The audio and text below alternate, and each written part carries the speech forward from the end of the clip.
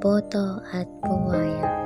Ikaw ang dapat ang liwanag sa dilim, pero bakit parang ikaw pa ang dahilan ng sakit at lagim? Ikaw na dapat ay sandigan ng tao, ngayon ay buwaya, gutom sa pera at kapangyarihan lang ang gusto.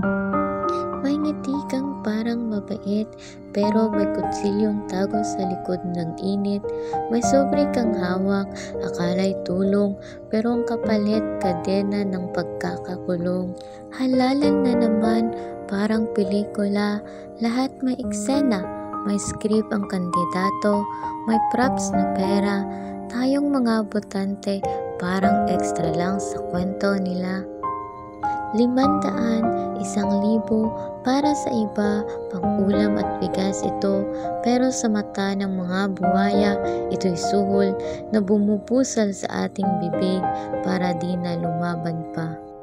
Pagpapalit mo ang kinabukasan sa konting ginawa, sabi ng mukhang malinis pero puso'y marumi talaga. Pinupusok nila tayo sa pakonsuelo para habang ninanakawan nila tayo, tahimik lang tayo. Habang sila'y nasa taas, sagana sa ginto, tayo na may hirap, utang dito, gutom dito, kalusugan, negosyo lang sa kanila, edukasyon, hindi importante ika nga nila. Hustisya, pinabayaran, batas, para lang sa may pera at kapangyarihan, kalikasan, winawasak, tinatambakan ng basura, karapatan, tinatapakan habang sila'y nagmamagaling sa entablado ng gobyerno. Kailan tayo lalaban? Kailan natin pipiliing bumangon? Ang boto mo ay hindi basta papel. Ito'y sandata pampatigil sa kasinungalingan at kasakiman kung gagamitin ng ating katalinuhan.